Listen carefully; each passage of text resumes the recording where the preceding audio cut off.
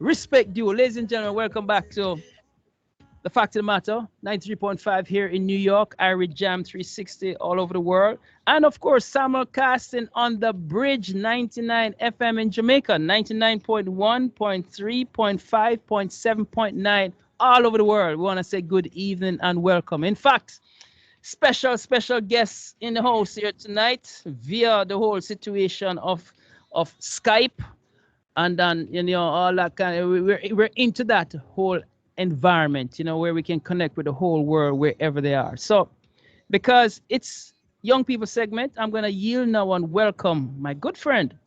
Let's see what his attire is tonight. Okay, no fedora. Okay, welcome Miguel, Melbourne, because it's that time of evening for his conversation, and I know his guest is a great one. Good evening, Miguel. Erwin, you know it. Hey. Super excited for this Yeah, segment. man. Everyone listening. Hello. A good evening to you, Erwin, and a good evening to our distinguished listeners wherever in the world you're tuning in from. We thank you. My name is Miguel Anthony Melbourne. This week on Melbourne Motivation, we are getting a visit from the future, and at the same time, it's very much a Irie Jam family reunion. So let me tell you a bit more. Abigail Smith is a university administrator. In March of 2021, she moved to the United Arab Emirates, where she lives and works. Abigail left Jamaica 10 years ago to pursue her college education, which resulted in her living in Virginia, Connecticut, and most recently, New York. She considers herself a global citizen, making the world smaller with every opportunity and person that comes her way. She also has a goal to one day be a future college president. Currently, Abigail is working on a Jamaican game, Bere Vibes, the real Jamaican card game, to be embraced by the diaspora. Her hope is to document our culture in a way that brings families and friends together for good times. And so with that, let me welcome Queen Abby. Welcome back. How are you feeling today? Well, this morning. I know it's morning where I am at night where you guys Yeah, are. I know. It trips me out every time, but thank I you so know. much for joining us. How you So feeling? great How to you be back. feeling?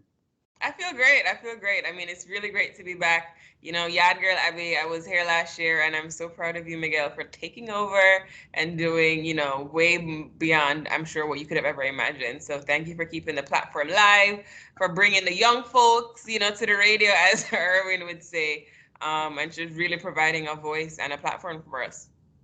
Absolutely, just trying to make you proud, following your legacy, and we're talking a bit about what's happened in the Caribbean community, and we see the female leadership that's happening across the Caribbean. So it's trying to make you proud. But Oh, love Abby, it.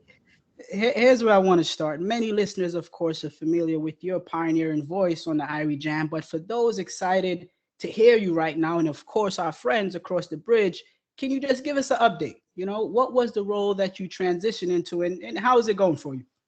Yeah, so in March 2021, as you mentioned, I left New York. I couldn't imagine. Left New York after 4 years and moved to the United Arab Emirates. So I currently live in Sharjah, which is about 30 minutes, well, 20 minutes away from Dubai.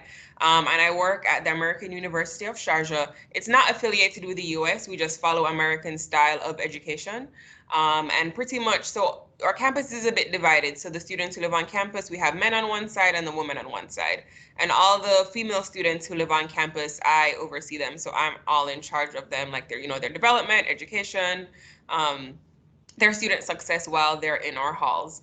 And it's been a great transition, moving to the Middle East, and especially if you follow American media, there's a lot of skepticism out there, and I'm so happy I didn't let that get in my way. I came over here and was easily embraced by a big group of Jamaicans. Like, shout out to the Jamaica Middle East diaspora, because Wow. they're really out here creating a name for Hello. themselves. Um, right now we have the World Expo going on, and like going to the expo site, seeing the Jamaicans, connecting with them has just been awesome. So, this transition is more than I can imagine. with COVID, my school is still going through some changes, but next semester we hope to be fully back on board, 100% in person, being able to do in-person stuff with our students. The UAE is about 90% vaccinated, so being able to leave the US into a place that was even safer, for me was just a really great opportunity. Just this, what you're saying is just so beautiful, and when we talk about your awareness, your presence, on this global stage, talking about the Middle East and Dubai, and you're in the Arabian Peninsula. Not many of us have that awareness, so we have to live vicariously through you. So thank you for sharing that. And I want to continue on that. Can you just give us a sense of the culture? What's the food like? What's the people like? And is there anything that has surprised you so far? No, I mean, so it's crazy when people ask me that because they're like, do you miss the US? And I'm just like, I actually don't. Like, I came here, and so context about the UAE specifically is that it's 80% expats and only 20% locals. So the place really Wow. does cater to the expat community. There's people from all over the world. I have, coworkers from Pakistan, from India, from the Philippines, from the UK, from the US. It's really a multicultural like melting pot, similar to Jamaica in some sense, right? And the people are just so welcoming. I've learned, when I came here, it was Ramadan, and I just learned so much about the culture, about the religion. I was invited to iftars. That's when they break their fasting. And just taught so much patience. Like words I picked up. Inshallah, mashallah, alhamdulillah. I mean, Hello. like so many things that and it's not Hello. like looked or frowned upon. So even though I'm like a minority being a Jamaican within this culture, like I've just been embraced so much, and it just the warmness of the people just remind me so much of home. And then obviously the warmness of the culture, right? I mean, there were some times in summer where I couldn't leave my house because it was so hot. But now we're Wow. cooling down into like, kind of their winter months, which doesn't really get below like, 60, 50 degrees. But Yeah, people are it's still like outside in 89 like winter. sweaters. Exactly. But no, like as I said, the culture is just amazing, and the people, have embraced me, and I couldn't think of anywhere else to be in right now in this time of the world. And that's why we have so many, Jamaicans who stay. Like I've spoken to people who've been here, 27 years, 9 years, 10 Wow. years. And it's like, they love it. They truly love it. And we have access to Caribbean things. We have two popular restaurants, Ting Ire, Miss Lily's, where, a lot of Jamaicans usually There's go. lilies everywhere. And Miss Lily's everywhere, right? And we have even our own Jamaicans, we have like Jam Fusion, Reggae Birds, like they, are Jamaican caterers who, if you want, like, a week ago when it was Thanksgiving, I was able to get, some oxtail to bring, not some oxtail, some curry goat to bring to Wow. my friend's Thanksgiving dinner. So being able to just have that here in the middle of the desert is just an amazing experience.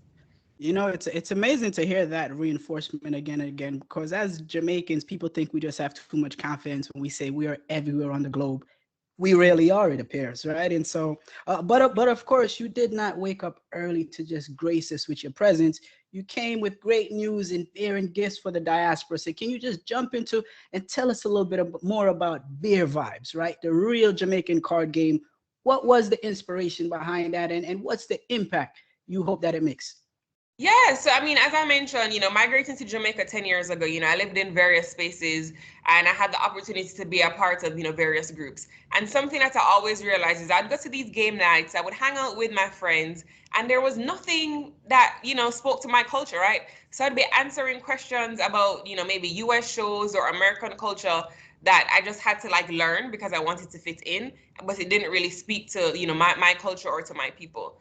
So that's kind of when I was in college, the wheels for Bere Vibes really started, and it's been years in the making. But thankfully, I've had some great friends who've been willing to like help me out, and now we're at a place where hopefully we'll be able to launch soon. So Bere Vibes, the real Jamaican card game, is just a really good, fun time for families, friends to get together to test their knowledge about Jamaican people, things, places, dances, food. The real things that make us Jamaican, and the things that when we're away from home we miss, or we can't stop thinking about, or you just by yourself and you're laughing because it's something to do with Jamaica.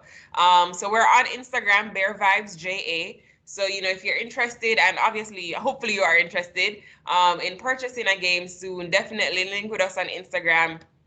Our website is also going to be berevibes.com, so you can sign up there to be a part of our newsletter to know when we're launching and know when the big things are dropping soon. You know what? So proud of you. I'm telling you, I can't wait to get my hands on this on a deck, because I'm thinking right back to my college days. Can you Right, imagine? And I love the name too, Bere Vibes. Yeah, right, right. I Because love it. I that's love it. us, right? That's Bere Vibes. Let's be vibes. No, I know, Abby. Honestly, just let me say big congratulations. You know, it's a testament, just to the idea that culture is not just geography. It's what's in your Right. mind. It's what's in your heart. And truthfully, you could have went to the Middle East, where you are, and spent the next 2 years figuring out and getting comfortable. But instead, you decided to build and empower the diaspora with this creation. So, it would just lead me to ask then, just is there anything that you've learned about yourself in the 9, 10 months? Just quickly. Yeah, there's so much, right? Is that I'm, more capable of things than I thought I was, being able to like leave a place of comfort in the US and come to the Middle East in the midst of a global pandemic where no one knew what was going to happen. But I've been able to come here and just really, hit the ground running, like being able to make Mm, friends, being able to, jump into my job and not have the cultural differences like scare me, but really embrace mm, and learn from that. Being able to still stay connected really closely, like with my family, with my friends. I'm on FaceTime and Google Meets all the time. And, that's something I was worried about. Like, oh my gosh, I'm going to be so far away. The time difference is going to be crazy. But still, every day I find a way to talk to my sisters, talk to my brother, talk to my parents. So just really being able to say, I can be anywhere in the world. And, like home, you might be away from home, but home is always in your heart. And once I mm, have mm. that with me, like I'm capable of, as I said, anything. And I'm really able to do anything. So not being able to like set limits on myself and continue Right, to pursue my goals because they are valid and they do have a place. And, as long as I believe in myself and continue with my hard work, then I can really achieve anything. So as you mentioned, college president is still a scary goal, yes. but, it's something in my heart that I hope I can achieve one day. She, Are she you actually, kidding me? she actually means University West Indies. Hello, If you will have me for sure. hello. Everyone's ready to start the campaign right now. Yeah, man. Yeah, man. Yeah, man. No, it's beautiful. Abby, as we wrap up, I think, just hearing you and hearing your story and hearing the transition you've made, it's powerful. And there's so many, whether they're in Jamaica or different Caribbean countries, so many youth that they can't see themselves outside of their community. And so for you to be offering this perspective, it's powerful. So just quickly, as we wrap up, what would be your brief message to Jamaicans and Caribbeans who hope to have to be a future global citizen like yourself? What would be your message to them quickly? No, so many messages, but I think the biggest one is, don't have anyone else put limits on yourself and what you can achieve. If you know you have something in your heart and you want to do it, like, it's valid and you can go for it, right? Put yourself out there, make your connections, continue to work hard. When I was younger in high school, I was never, the A student who was, always first in her class or getting, the awards and the titles. But that didn't make my dreams any less valid, and that didn't make my goals any less valid. So, don't put limits on yourself, and definitely do not compare yourself to others. You're on your own journey for your own reason, right? And sometimes it's hard, especially in the age of social media and everything being online. But, stick to your goals, stick to you want to achieve, and just continue to believe in yourself and draw from the energy of your family, of your support, of your community, of those that believe in you, because that's how you're going to get to the next level. But as I mentioned, Powerful. don't let others set limits on you, and just continue to dream big. No, Mm. powerful, powerful words. Can you just tell us quickly again, where can folks connect, follow your movement, and of course, where can they get the beer vibes, the real Jamaican card game? Right. So for those of us who are on Instagram, definitely follow Bere Vibes JA. On Instagram, you can definitely connect with me there, and then our website www.berevibes.com. And if you want to reach out to me personally, reach out Abby Smithy on so that's ABISMITTY on Instagram. Definitely willing to connect with anyone, have a conversation, talk about transition to the Middle East. If you're an educator, lots of opportunities, especially from Jamaica here. A lot of people here are teachers, so definitely link with me and we can have a conversation about that for sure. Much respect. Thank you so much, Abby. Erwin. Yeah, yeah, we have to have our back on now because Oh, I know. yeah, girl, Abby, I tell you, Once a month. yeah, I agree. Once a month, so You know, I mean, I'm Right. Thank you taking so away much, from, guys, for having me. Felt I'm great to be back. taking away from your segment, but you know, we have to have our once a month. But I must say though that both of you guys, I'm very proud of both of you because Abby will tell you how this thing started, and she has just gone, you know, global, you know, and Miguel, you're doing a fantastic work. So I'm just proud of both you guys. So Miguel, do the wrap. Absolutely. Listeners, my personal and professional goals are to help the youth be best prepared for college, career, and beyond so that we have more Abigail Smiths out there. So please visit pathwaytopurposenyc.com. Use the code IRIE, IRIE, for a discount when purchasing our college study flashcards. Follow Melbourne Motivation on Facebook, Instagram, YouTube. And of course, until next time, please be safe and live with big energy. Thank you so much. All the best, Melbourne Motivation, and of course, Yard Girl Abby. Big sell off tonight.